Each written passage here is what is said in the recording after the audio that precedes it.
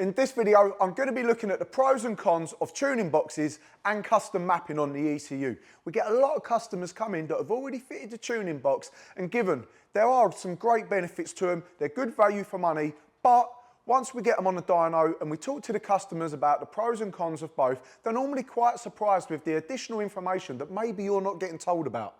Of course, as an engine tuner, I will be coming from a biased position today, so I'm going to keep everything factual and keep my opinion out of it.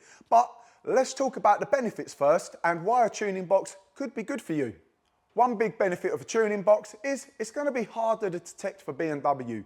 A lot of people want to keep their warranty intact, and by fitting a tuning box, you have less chance of it being detected other than an ECU tune where it will flag up pretty much instantly. If you're looking to keep your warranty, then a tuning box can be a better option. The price difference between a tuning box and tuning one of these newer B&Ws is quite a lot. Before, you used to just pay for the tune, but with the unlock being required as well, it does bump the price up quite a bit. For those people looking for tuning and looking for a bit of extra power without breaking the bank, the tuning box can look like a viable option. Thirdly, you've got ease of install. A tuning box you can fit in roughly about 45 minutes. If you want to take it off and sell it on once you've got rid of the car, you can also do that. And I'd say they are probably the three biggest advantages of having a tuning box. So let's move on to ECU tuning and see what the advantages are for that. One advantage of mapping on the ECU is you can do things like adjust the burbles, take off the speed limiter, disable the cold start, and if you want to do things like fit a sports cat and you don't want to be getting land errors, all of that can be disabled as well. You've got a lot more control and a lot more customization that is going to be available with an ECU tune. ECU tuning has the ability to make more power. We'll delve into the ins and outs of this later on in the video, but in short, a tuning box tricks the boost. When it comes to ECU mapping, we've got many more parameters that can be adjusted to all work in harmony with each other and end up with you making more power. You won't see no 1,000, 1,100 brake cars going around with a tuning box. They have their limitations, and past that point, ECU tuning is required. The biggest benefit of ECU tuning is the custom side of it. You can do a bespoke map for every vehicle. Our final numbers on these cars can vary by up to 30 brake horsepower. Some cars will need less wastegate, other cars can take more ignition timing, and every engine is just a little bit different. That's why they all make different power. As such, a one-size-fits-all tuning box is not always ideal. It could work better on one car than on another, where with custom mapping, you can have it set up for your exact engine so you're getting the most from your car. With that overview of the benefits of a tuning box and a custom ECU map, is it worth spending all that extra money on an ECU tune when you could save yourself a ton and you've got more chance of keeping your warranty intact? Let's delve into the more technical side. Let's talk about the power differences and help you make a decision on what's going to be best in your case. Firstly, we're going to keep things simple. We're going to talk about the sort of power numbers that we're seeing from these vehicles with a tuning box, with our custom maps, and what they're making standard. So we've had a lot of these on the dyno. We pretty much have them on most days of the week, and the lowest numbers we're sort of seeing from these is about 500 brake, and the highest number standard we're seeing is about 520. About a 20 brake deviation on stock figures, and we can say when we're tuning these on a stage 1 car, we're normally seeing around 650 brake horsepower. So where does the tuning box come up in all of this? Well, we've had a few on the dyno with tuning boxes, and with completely stock components, we normally see them running about 600 bhp, despite claiming a little bit more. We've also ran them on the dyno with a downpipe and a mid-pipe, see what sort of difference that makes, and we're seeing about 620 brake horsepower. So they're pretty much in the middle of what you're going to get with a custom map and what you're going to get with a stock tune.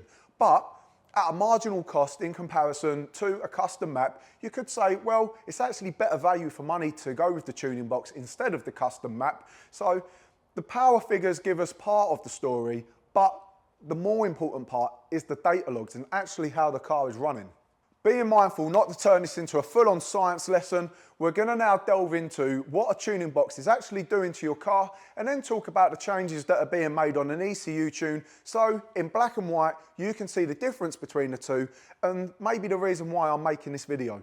Time to talk about how a tuning box actually works. So you have a little control unit. Sometimes you can connect to these via Bluetooth, sometimes have a little button on the front, and that will change the amount of power that the tuning box is adding.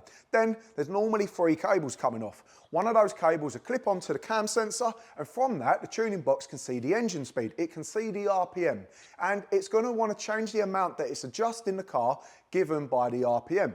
Secondly, there's going to be another 2 cables coming off that both go down to map sensors. These are how the car reads the amount of boost it's making. Now, there's one before the throttle and one after the throttle. But let's get back on point. With these map sensors, the car can see how much boost it is making, and also the tuning box now can as well. But not only that, it can feed new data to the engine, meaning that if your car thinks that it's making 16 PSI, the tuning box can trick it and actually make it go up to 20. So the car thinks it's making 16, it's really making 20 PSI, and that is the magic of a tuning box. It manipulates these map sensors. When your car thinks it's making less power than it actually is, it will feed in more wastegate, it will push on the turbos harder so that you get to the given power that you're targeting. In the real world, that normally adds around 80 horsepower on these particular cars. It does make a noticeable difference on the road, but is it doing it in the right way? Can you get away with just tricking the boost sensor? So my question is it safe to just increase the boost without changing anything else on the car? Now, different cars have different calibrations from the manufacturers, and some of them are going to be more lenient to adding power than others. In the case of a tuning box and the case of an S58, how do I feel about how the logs look when a tuning box is fitted? Well, I'm not particularly happy, and the reason for that is mainly the fueling. When you go over to a tuning box, you still run the exact same fueling that a standard car would have, and it's really lean. The correct term is stoichiometric, and when it's at stoichiometric, it's really good for emissions. And at 500 brake, that's fine. But as we increase the power and as we increase the boost, we also increase the temperature. And to counter that temperature, what we can do is we can run richer fuel mixtures.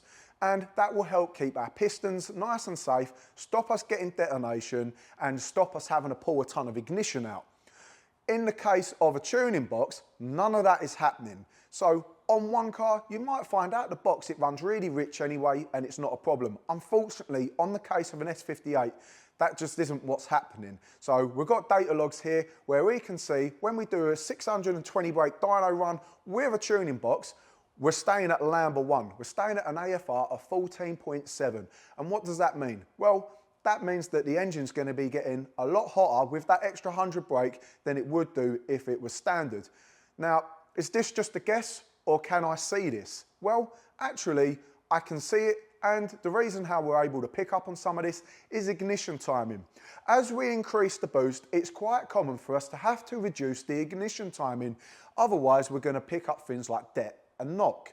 Now, in the case of a tuning box, it does still use the OEM knock sensors, so if the car is picking up on any unhealthy noises, it will reduce that ignition time in itself. But what we normally see is different cylinders pulling different amounts of timing, and then the car is not working in a nice harmonic way. It's not working in a way where all the cylinders are doing the same thing. So by increasing just the boost and leaving the car running lean and leaving it to run a ton of ignition timing, what we're seeing is that the car is not actually that happy.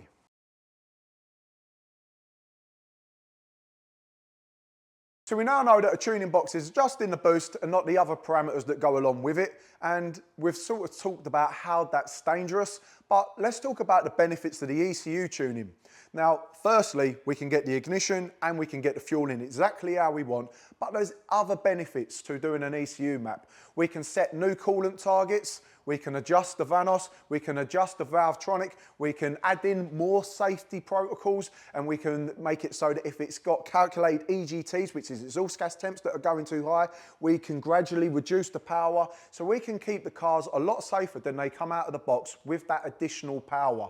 Now, with a bad tuner, you're not going to get any of that, and maybe the car is going to be 10 times worse than it would have been with a tuning box, but if you do your homework and you're using a good reputable company, then that's just not going to be the case. When it comes to ECU tuning and it comes to increasing the power on these cars, I personally believe that it should be done properly.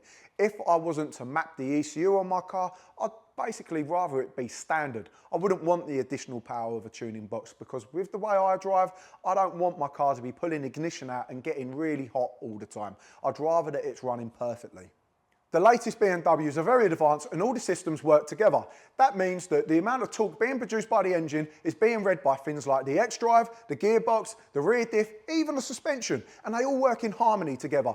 That means that your gearbox knows how much torque you're creating and can give you the right amount of clamping force. That means that your traction system can see how much power you're producing and use the right amount of brakes to keep the grip in the tyres. When you start to add 100 brake but none of these systems can see it, you run into issues. That may mean that the clutches start to slip, they get worn prematurely. That might mean that the car's not actually controlling the traction system as it should do when it was from factory, and it basically just means that everything is de-optimized and not working as perfectly as it would from factory. When we tune an ECU, it's important that we keep this in mind and that we raise all the values correctly and do not descale. A tuning box has no option but to descale, and the rest of the car cannot see the power that it's actually producing. If you occasionally like to put your foot down and you just like to have a fast road car, you're not looking to floor it everywhere, then I'm sure you're going to run into no issues with a tuning box. This is more for people that are going to be doing track days, going to the Nürburgring, putting their foot down for long periods of time where the car is getting a chance to build up that heat, and you're going to find that the harder you push on the car, the more this is going to be a problem for you. If you're just interested in a small gain, you don't want to muck up your warranty, then sure, a tuning box could still be great for you. For people like myself that do like to use all the power, you are doing track days, you are going Santa Pod, then you really can't beat an ECU tune. Even, I would say, if you are pushing on the car hard, you might benefit from leaving it stock other than putting a tuning box on. As a tuner, I've done my best to be factual and unbiased on this, but it may be impossible to do so. If any of you guys out there with a tuning box want to prove me wrong, or maybe you're a company that provide tuning boxes and you disagree with what I've said in this video, you are more than welcome to come onto my dyno. We can data log it, we can see the power that it's making. I will not charge you. I'd be more than interested to see it myself. My opinion at the moment is that running a car that's stoichiometric at 600 brake is just not the way to do things. If you disagree with that, get in contact with me and we're more than welcome to make a part 2 to this video. But for now, that's the difference between a tuning box and an ECU tune. Yes, the tuning boxes are cheaper.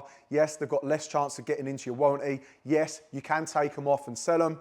But if you want things done properly, my opinion is doing an ECU map is best.